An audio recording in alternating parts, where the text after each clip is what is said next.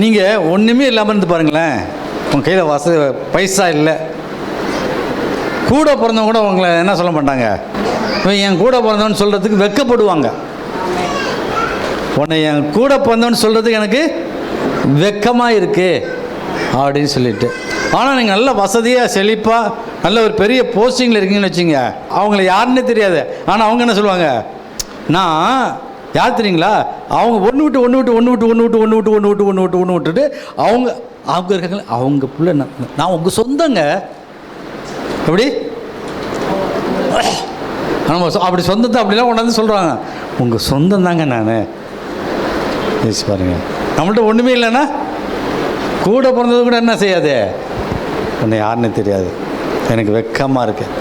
ஆனால் ஆண்டவர் சொல்கிறாரு, நீ எனக்கு சொந்தமாக இருக்கும்படி உன்னை நான் தெரிந்து கொண்டேன்.